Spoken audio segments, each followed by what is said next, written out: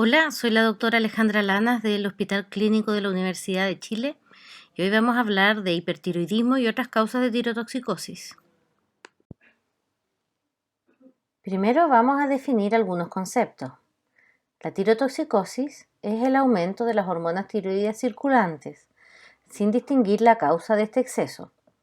Y el hipertiroidismo indica que el origen deriva directamente de la glándula tiroidea. La tirotoxicosis puede variar en severidad, desde el hipertiroidismo subclínico, que son los cuadros más leves, a la forma más severa, que es la tormenta tiroidea, un cuadro que amenaza la vida. Su prevalencia es de 1,2% de la población, siendo más común los cuadros subclínicos. En nuestro país contamos con datos de la encuesta médica nacional del año 2009-2010, donde la frecuencia fue la misma, siendo más común en mujeres, alcanzando al 2% de ellas. Acá podemos ver el eje hipotálamo-hipófisis tiroides.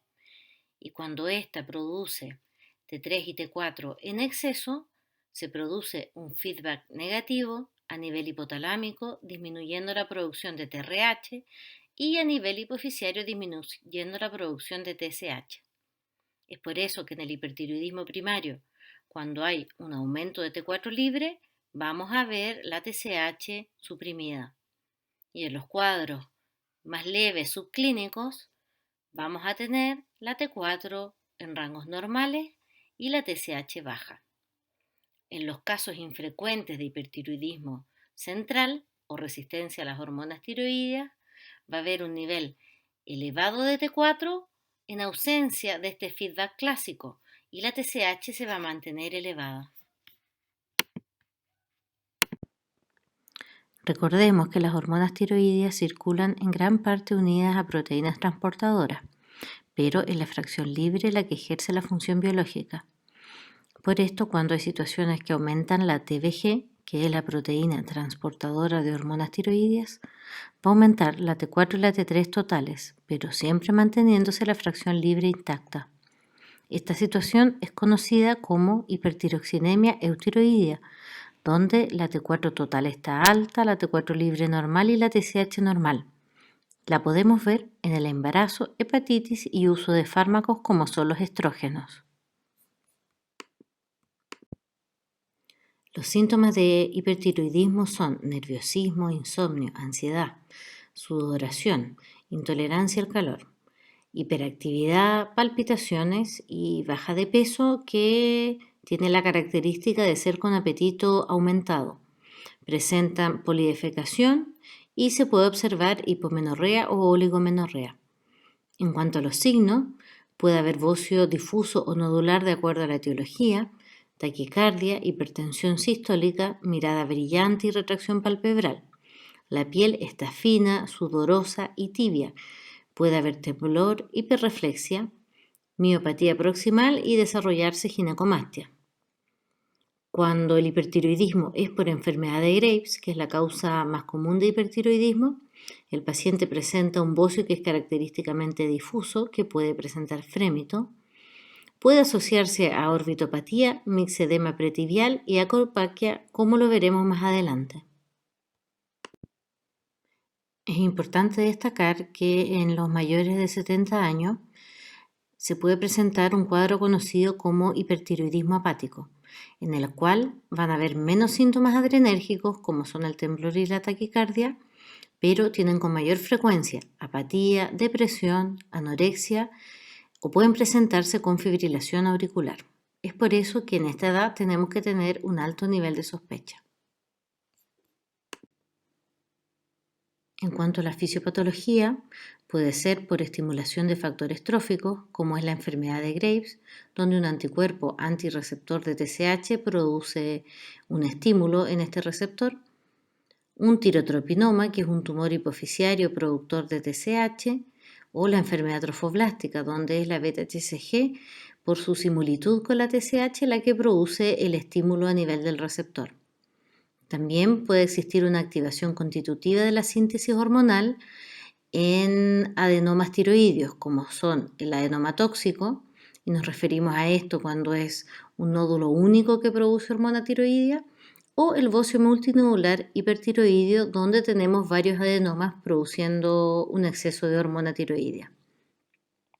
También existe la posibilidad de que el exceso de hormonas venga de la liberación pasiva de hormona ya formada, como son las tiroiditis, subaguda, silente y posparto.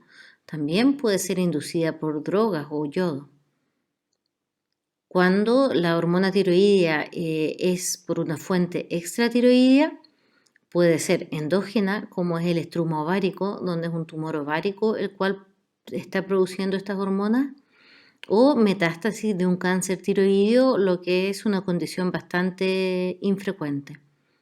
El consumo exógeno de hormona tiroidea, conocida como tirotoxicosis facticia, también puede ser una causa de tirotoxicosis.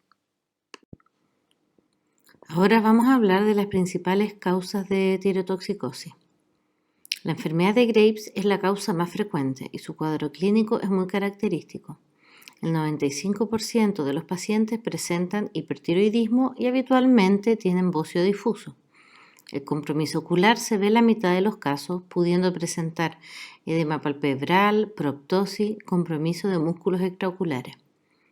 El compromiso cutáneo es menos común, pudiendo existir mixedema pretibial con placas eritematosas o levantadas en esta región y menos frecuente acropaquia.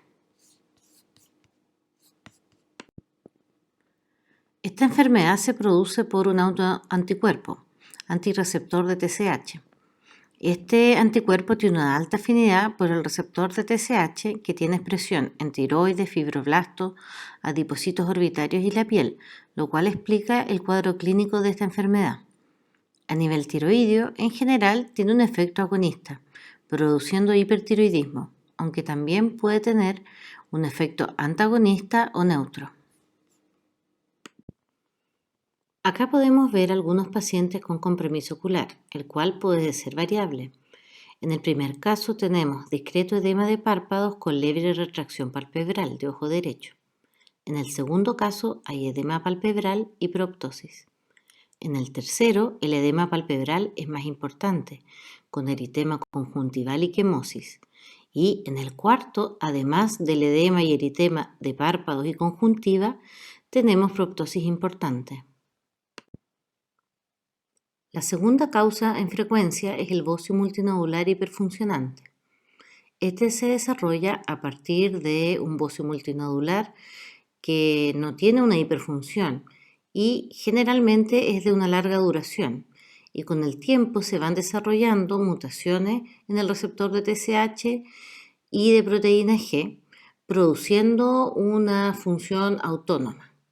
Habitualmente esto ocurre en mayores de 50 años, es más común en mujeres y su incidencia depende de la ingesta de yodo de la población, porque es más común en poblaciones donde la ingesta de yodo es insuficiente. El adenoma tóxico es menos frecuente, corresponde aproximadamente al 5% de los casos. Es más común en la cuarta o quinta década de la vida y son causados por una mutación activadora constitutiva del receptor de TSH que hace que estos nódulos produzcan hormona tiroidea de manera autónoma. En general, el adenoma es palpable y habitualmente es mayor de 3 centímetros. Otra de las causas son las tiroiditis, donde por un proceso inflamatorio tiroideo se produce liberación pasiva de hormona preformada. Existen varias causas de tiroiditis. Dentro de estas tenemos la tiroiditis subaguda o Decker-Vein. Es más común en mujeres y se presenta posterior a una infección viral.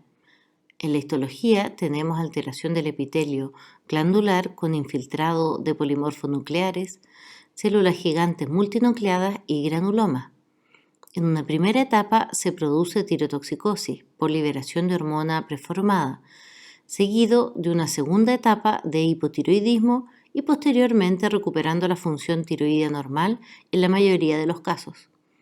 El cuadro clínico es muy característico, con fiebre, astenia, dolor cervical que aumenta la palpación, además de los síntomas de tirotoxicosis.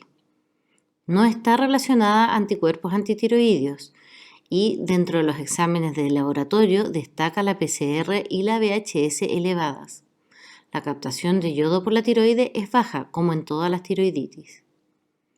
La tiroiditis silente también es más común en mujeres y su etiología es autoinmune. El hallazgo histológico es infiltración linfocitaria y también tenemos una tirotoxicosis seguida de hipotiroidismo. El cuadro clínico es sin dolor. Hay palpitaciones, temblor y sudoración. Se asocia a la presencia de anticuerpos antitiroperoxidasa y los parámetros inflamatorios son normales. La tiroiditis posparto es muy parecida a la tiroiditis silente, presentándose en edad fértil hasta un año después del parto. Su etiología también es autoinmune, con infiltración linfocítica, con una tirotoxicosis seguida de hipotiroidismo y se asocia a la presencia de anticuerpos antitiroperoxidasa. Hay que diferenciar que la tiroiditis supurativa es un cuadro infeccioso donde se presentan abscesos tiroideos, pero la función habitualmente es normal. El paciente en general es eutiroideo y lo que presenta es un cuadro agudo de fiebre y eritema de la región cervical, sin relación con los anticuerpos y, como es un cuadro infeccioso, tiene parámetros inflamatorios elevados. En este gráfico vemos la evolución temporal de las tiroiditis y particularmente de la tiroiditis subaguda.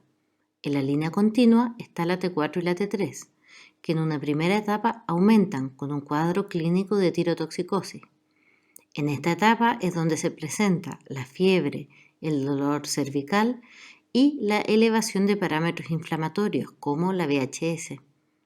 Luego la T4 y T3 disminuyen bajo el nivel normal, causando hipotiroidismo, para posteriormente volver a la normalidad. La TSH en línea discontinua, en forma inversa a la T4 y T3, inicialmente se suprime. Luego en la fase de hipotiroidismo se eleva, para finalmente normalizarse. Además de las causas que hemos mencionado, existen fármacos que pueden producir tirotoxicosis, como el uso de levotiroxina cuando usamos una dosis mayor a la que corresponde, la miodarona, el contraste yodado, el interferón alfa y la interleuquina 2, y la inmunoterapia que es utilizada para el tratamiento del cáncer. Ahora vamos a hablar de los métodos diagnósticos que utilizamos en los pacientes con hipertiroidismo. Ante un paciente con sospecha de hipertiroidismo, dentro de los exámenes de laboratorio, lo primero que tenemos que pedir es TSH, T4 y T3 para confirmar el diagnóstico. En los pacientes en los cuales sospechamos tiroiditis subaguda, es de utilidad solicitar un hemograma, una VHS y una PCR. El TRAP o anticuerpo antirreceptor de TSH es positivo en el 98% de los pacientes con una enfermedad de Graves y es de utilidad cuando no se pueden hacer estudios de medicina nuclear. También para predecir el riesgo de orbitopatía, la probabilidad de desarrollar orbitopatía cuando hacemos un tratamiento con radioyodo y en las mujeres que están embarazadas y tienen una enfermedad de Graves, puede predecir el desarrollo de una tirotoxicosis neonatal. Además, es útil este anticuerpo porque su negatividad predice el éxito al suspender el tratamiento con fármacos antitiroideos. Los otros anticuerpos antitiroideos son de menor utilidad. El anticuerpo antitiroperoxidasa es un marcador de autoinmunidad tiroidea y está presente con frecuencia en la enfermedad de Graves. También va a estar positivo en los pacientes con tiroiditis silenta y tiroiditis posparto. La tiroglobulina puede ser de utilidad cuando sospechamos tirotoxicosis facticia, porque cuando un paciente consume levotiroxina exógena, tiene la tiroglobulina muy baja, a diferencia de las causas endógenas de tirotoxicosis.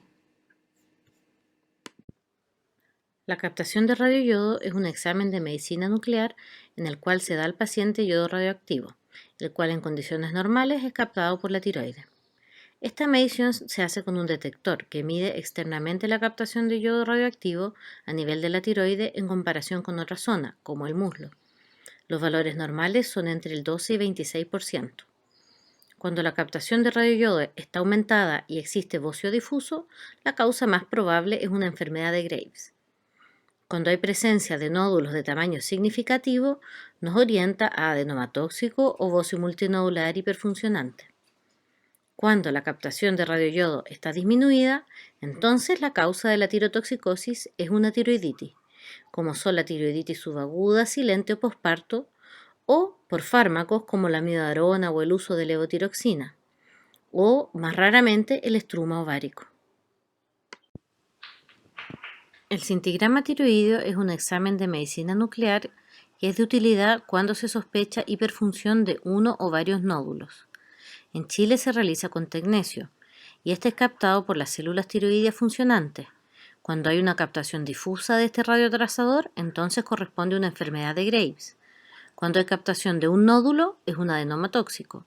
Y cuando vemos varios nódulos captantes que pueden coexistir con nódulos que no capten, entonces es un bocio multinodular hiperfuncionante. La ecografía cervical nos permite visualizar la tiroide.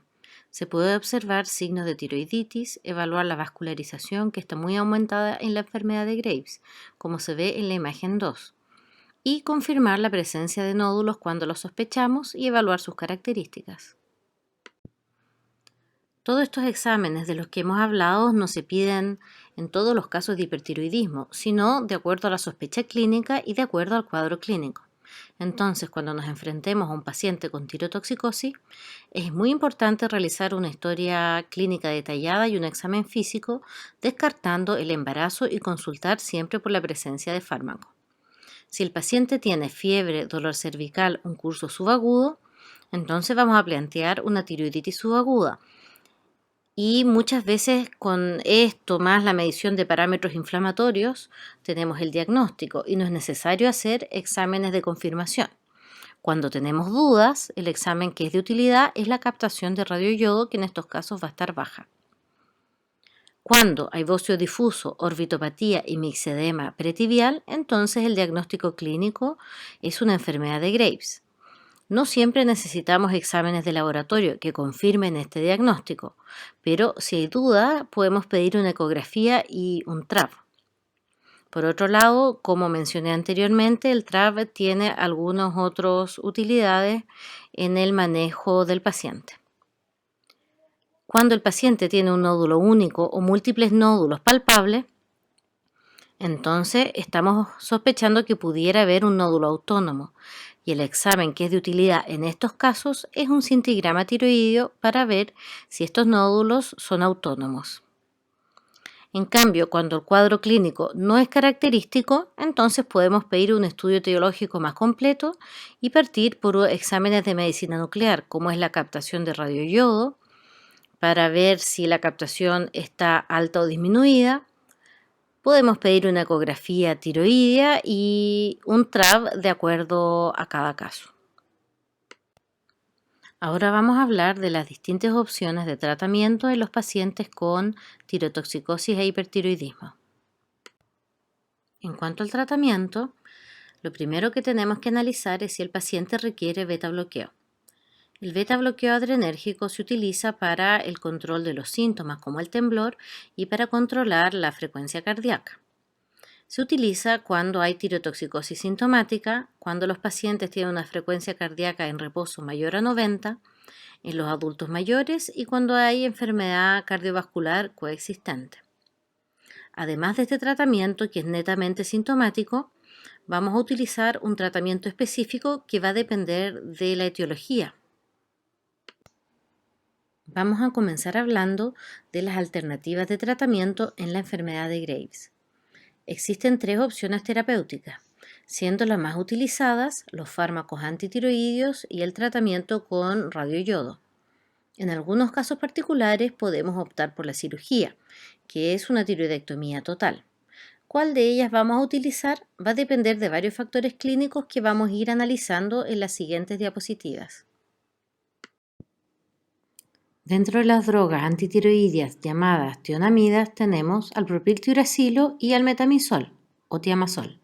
Su mecanismo de acción es inhibir la síntesis de hormonas tiroideas, inhibiendo la iodación de los residuos de tirosina mediada por tiroperoxidasa. Así interfieren con el acoplamiento de la iodotirosina. Además, el propiltiuracilo inhibe la conversión periférica de T4 a T3 por inhibición de la deiodinasa tipo 1. Además, estos fármacos tienen un probable efecto inmunomodulador con una influencia positiva en el curso clínico de la enfermedad. Dentro de las reacciones adversas a estos fármacos existen algunas más frecuentes, como el prurito y el rash cutáneo. El resto son bastante infrecuentes, como la leucopenia y la granulocitosis. A nivel hepático, el propiltiuracilo puede producir hepatitis, motivo por el cual ha sido retirado en algunos países. El metimazol puede producir, en cambio, un cuadro de colestasia. Además, se ha descrito la presencia de artralgias, un síndrome lupus-like y vasculitis ANCA positivo. Es por eso que previo a iniciar fármacos antitiroideos se sugiere realizar un hemograma y un perfil hepático. Está contraindicado cuando el RAN es menor a 500 y las transaminasas están sobre 5 veces el valor normal. En el embarazo, el metimazol y el propiltiuracilo se asocian a malformaciones, pero son un poco más frecuentes y más severas con metimazol. Es por eso que en el primer trimestre del embarazo se recomienda cambiar a propiltiuracilo. Por su perfil de seguridad y por su vida media más larga, el metimazol es el fármaco de elección y debe ser usado prácticamente en todo paciente, con algunas excepciones, como el primer trimestre del embarazo, donde se prefiere usar propiltiuracilo por tener menos tasa y severidad de malformaciones. También en la tormenta tiroidea, porque el propiltiuracilo bloquea la conversión periférica de T4 a T3. Y en pacientes con reacciones menores a metimazol que rechacen tomar radioyodo o cirugía. El metimazol se debe mantener por 12 a 18 meses y luego descontinuar en forma paulatina con controles cada 1 a 3 meses. Entonces, las ventajas de las drogas antitiroideas son que tienen una alta probabilidad de remisión en pacientes seleccionados. Se pueden usar cuando hay contraindicación quirúrgica o alto riesgo, cuando existe incapacidad de cumplir las precauciones de aislamiento que se requieren con el yodo radioactivo. Tienen un efecto neutro sobre la oftalmopatía, un efecto inmunomodulador y pueden ser utilizadas durante el embarazo y la lactancia. Como precauciones tenemos que conocer su perfil de reacciones adversas, existe riesgo de recurrencia al suspender el fármaco y que requieren una monitorización continua. El radioyodo es un radiofármaco que se administra por vía oral e ingresa a la célula tiroidea por el transportador NIS, produciendo daño celular, destruyendo las células tiroideas de manera progresiva, demorando semanas o meses en hacer efecto. El radioyodo se indica en una sola dosis entre 10 y 15 milicurie con el objetivo de dejar al paciente hipotiroideo. En las mujeres en edad fértil se debe solicitar antes de dar tratamiento con radioyodo un test de embarazo y después del tratamiento se debe evitar el contacto con niños y mujeres embarazadas. Se debe solicitar T4 libre y T3 1 o 2 meses después del tratamiento con radioyodo para ver cómo está la función tiroidea de ese paciente y si se mantiene tirotóxico se debe seguir monitorizando cada 4 y 6 semanas. La TSH hay que recordar que puede permanecer frenada por varios meses, entonces la T4 y la T3 van a indicar el estado tiroideo de nuestro paciente. No se recomienda el tratamiento con radioyodo cuando el bocio es de gran tamaño, tampoco cuando hay sospecha de cáncer de tiroides. Está contraindicado en el embarazo y en la lactancia. Cuando la captación de radioyodo es baja, este tratamiento no es de utilidad. Cuando un paciente presenta síntomas obstructivos, tampoco se recomienda el radioyodo y es mejor optar por una terapia quirúrgica. Cuando existe oftalmopatía severa o activa, hay contraindicación de usar radioyodo porque puede empeorar estos síntomas. y tampoco se recomienda en menores de 5 años. Las ventajas del radioyodo es que permite un control de la enfermedad habitualmente en algunos meses después de su administración. Puede ser utilizado cuando hay contraindicación quirúrgica o alto riesgo y en nuestro medio es bastante asequible. Tiene la desventaja que existe un efecto adverso sobre la oftalmopatía cuando el paciente ya tiene una orbitopatía preexistente y se encuentra con ciertas características clínicas de severidad y de actividad. Se asocia a una disfunción gonadal que es transitoria y se debe postergar el embarazo al menos por 6 meses. Está descrito la presencia de cialodenitis, pero esto habitualmente es con dosis más altas que lo que ocupamos para el hipertiroidismo. Se deben cumplir ciertas precauciones de aislamiento cuando se recibe el tratamiento con radioyodo y no todas las personas están en condiciones de realizarlo. Está contraindicado en el embarazo y en la lactancia y hay que tener claro que va a llevar al hipotiroidismo, por lo cual requiere terapia de reemplazo hormonal de largo plazo. Y la tercera alternativa quirúrgica es la cirugía, que consiste en una tiroidectomía total, que está reservada a casos particulares, como por ejemplo esta paciente que tenía un bocio de gran tamaño. Las indicaciones para tiroidectomía es la falla a terapia médica o una reacción adversa a drogas antitiroideas en un sujeto que no es candidato a radioyodo, o cuando hay sospecha de un cáncer de tiroides concomitante. También se puede realizar tiroidectomía cuando hay bocio de gran tamaño, cuando hay oftalmopatía severa, porque pudiera empeorar con el radioyodo, y en algunos casos de hipertiroidismo severos en el embarazo. Las ventajas de la tiroidectomía es que permite un rápido control de la enfermedad. Es útil en bocios de gran tamaño o compresivos. Es una alternativa cuando el sujeto tiene una incapacidad de cumplir las precauciones de aislamiento que requiere el tratamiento con radioyodo. Su efecto sobre la oftalmopatía es neutro. Es de utilidad en una mujer que tiene planes de fertilidad. Y, por supuesto, es la indicación cuando estamos sospechando una malignidad asociada. No se puede realizar en pacientes de alto riesgo quirúrgico y siempre requiere un cirujano experto en tiroides para minimizar las complicaciones. Pero siempre las complicaciones posquirúrgicas existen, principalmente el hipoparatiroidismo y la lesión del nervio laringio recurrente. Y a largo plazo, igual que el radioyodo, va a llevar al hipotiroidismo permanente, por lo cual requiere terapia de reemplazo hormonal. Para el tratamiento del bocio multinodular hiperfuncionante y el adenoma tóxico, contamos con las mismas 3 alternativas terapéuticas, pero a diferencia de la enfermedad de Graves, estas patologías no entran en remisión luego del uso de fármacos antitiroideos. Estos solo logran el control del hipertiroidismo mientras estén en uso. Es por eso que los fármacos se utilizan transitoriamente para el manejo, pero la terapia definitiva es con radioyodo o tiroidectomía, dependiendo de las características particulares del paciente. En algunos casos, el tratamiento a largo plazo con dosis bajas de drogas antitiroideas pudiera ser apropiado, por ejemplo, pacientes añosos o con muchas patologías que no estén en condiciones de recibir los otros tratamientos. El tratamiento de las tiroiditis va a depender de la fase en la que se encuentren. En la fase hipertiroidea, el tratamiento es sintomático con fármacos beta bloqueadores.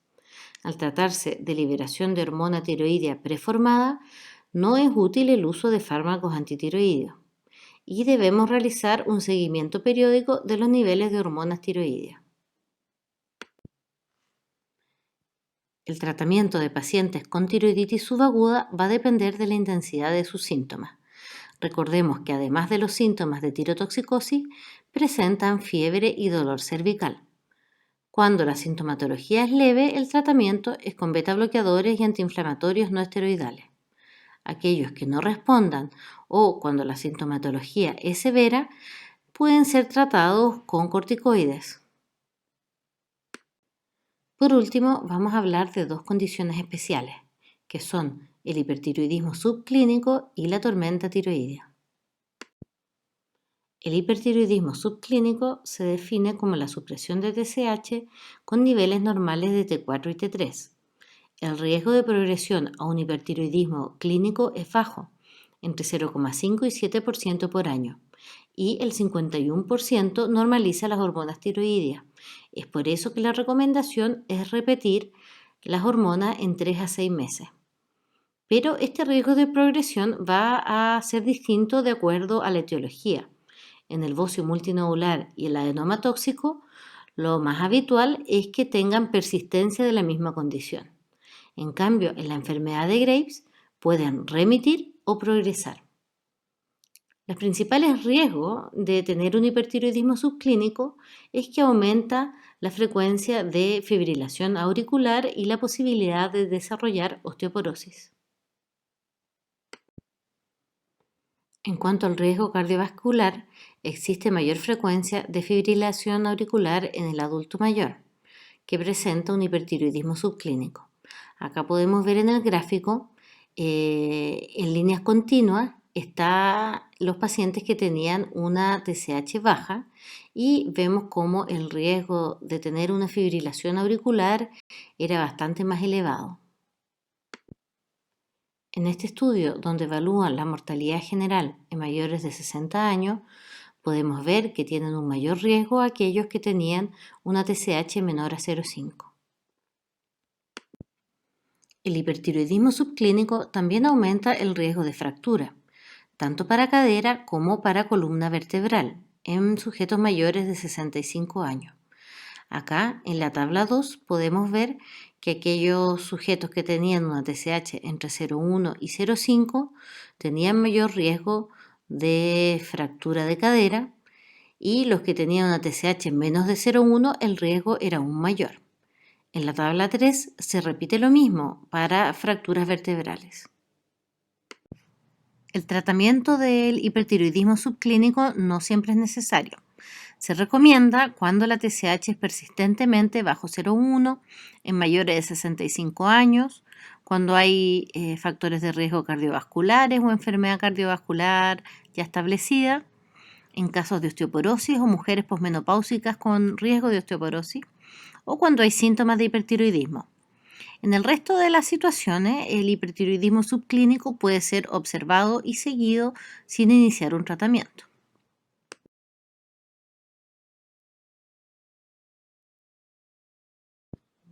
La tormenta tiroidea es un cuadro severo de hipertiroidismo en un paciente con un hipertiroidismo previo no compensado que presentan un precipitante como una infección, un traumatismo o una cirugía. Su cuadro clínico se caracteriza por taquicardia, fiebre y compromiso de conciencia. Y son frecuentes las complicaciones cardiovasculares como las arritmias, por ejemplo la fibrilación auricular, insuficiencia cardíaca con edema pulmonar agudo y pueden presentar shock. Su mortalidad es elevada.